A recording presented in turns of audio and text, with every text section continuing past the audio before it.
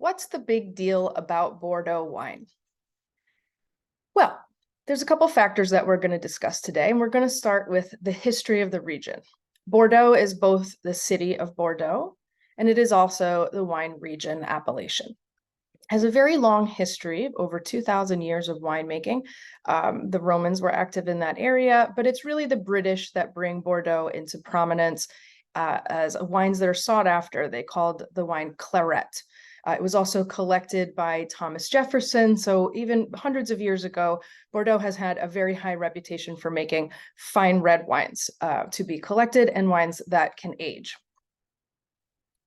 So already we have an established sense of quality and a sense that the wines are worth collecting because they can last and they can age. So that's one important thing to know about Bordeaux.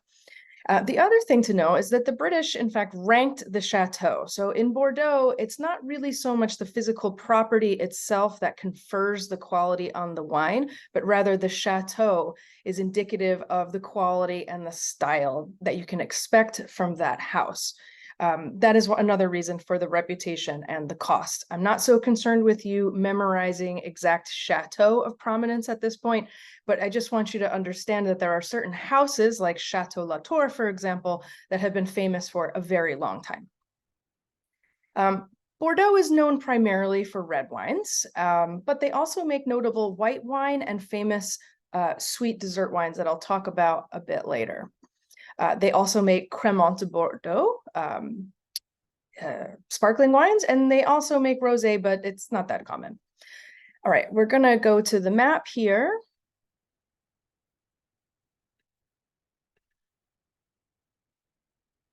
Okay, I'm gonna zoom out a little bit to show us the bigger region of France.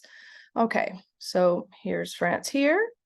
Bordeaux is down here. We have the Atlantic Ocean there. Now I'm gonna zoom in. Here we go. So Bordeaux is this yellow area here. Now, as you can see,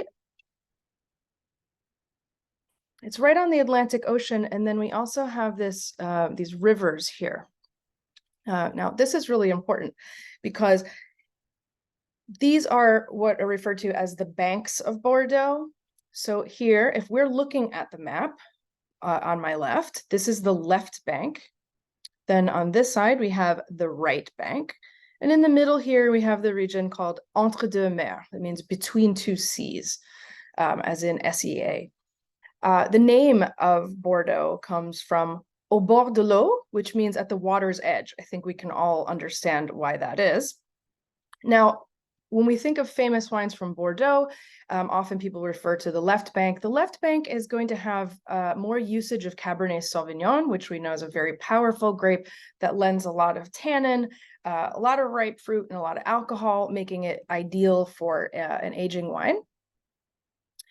On the right bank, overall, we're going to see a lot more use of Merlot, although Merlot is the most used grape. The third that's going to be used is going to be Cabernet Franc. Now, almost all the red wine in Bordeaux is a blend. A lot of people don't know that. They'll just say, I'll have a Bordeaux. But what we're really talking about here is I'm having a red wine from Bordeaux that is a blend, usually of Merlot, Cabernet Franc, possibly Cabernet Sauvignon. The other red grapes that might be put in there can be Petit Verdot. You can also have Malbec. And you can also have Carmenere, although you're not really going to see that too often. Now, white wine is making up only about 10% of the production in Bordeaux. However, I would say it's a pretty common white wine to see. It's usually going to be some combination of Sauvignon Blanc, Semillon, and Muscadel. You can make both dry and sweet wines from these grapes.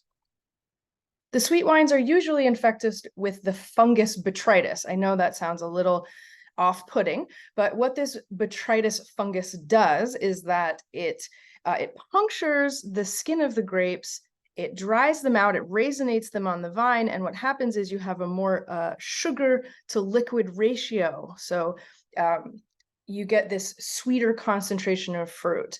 And also the botrytis gives the wines quite a unique flavor that some people describe as honeysuckle or saffron. They can be quite expensive. Okay, now we're gonna stop our sharing here for the moment. In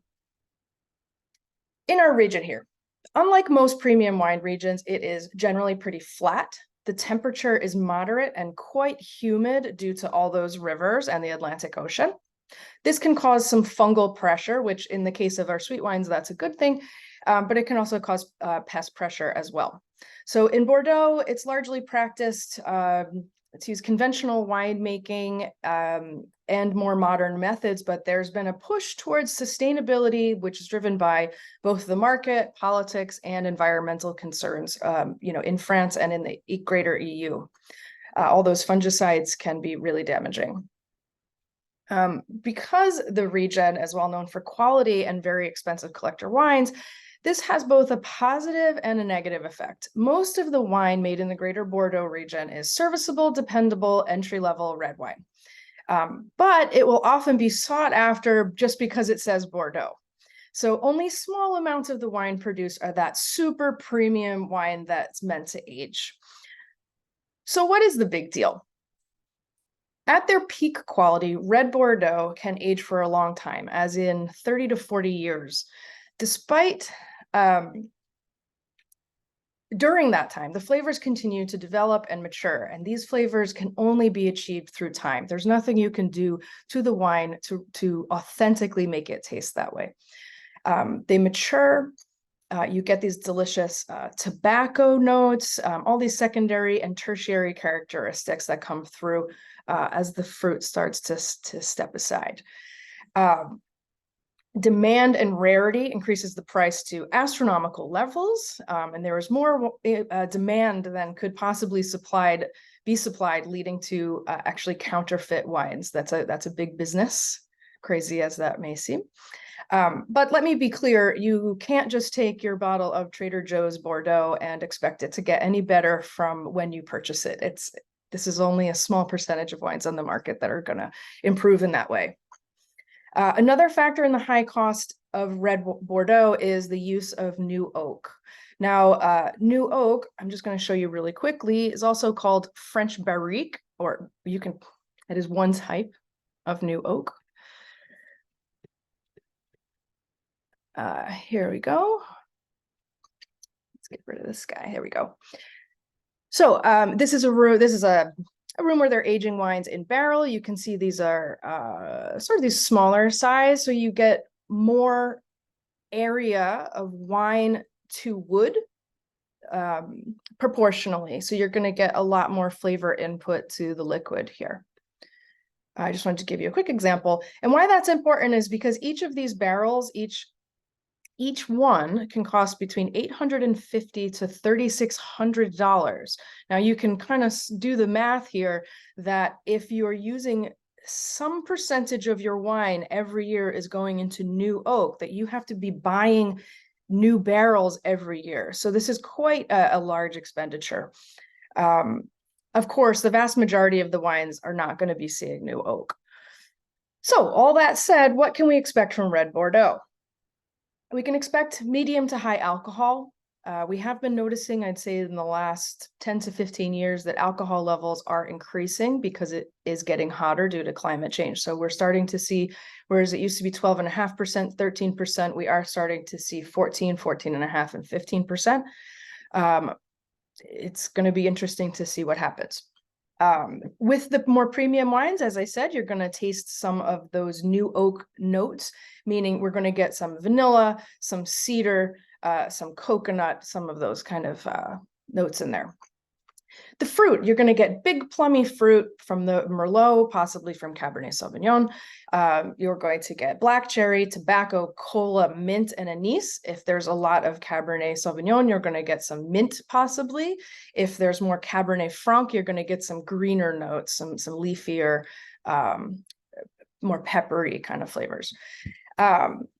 And some of these flavors, some or all, are going to be present from the entry-level wines all the way to the super premium wines. And those flavors tend to be crowd pleasers, which is why Bordeaux can be such an easy sell. You have a really good reputation. plus the fact that most of the wines are dependable and even the entry level is good quality.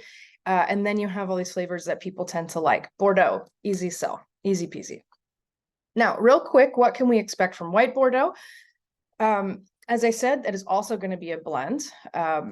You can expect, however, some of those Sauvignon Blanc notes, if it is blended in there, are going to give some ripe grapefruit and lemongrass. The Semillon is going to contribute some waxiness and yellow flowers. Most of this white wine is quite affordable. And I think it's a great middle ground for wine drinkers who, like Sauvignon Blanc, don't want that style as austere like we see from Sancerre, but not quite as plush as we would get from New Zealand. For me, white Bordeaux with a good amount of Sauvignon Blanc sits right in the middle there. Again, another pretty easy sell.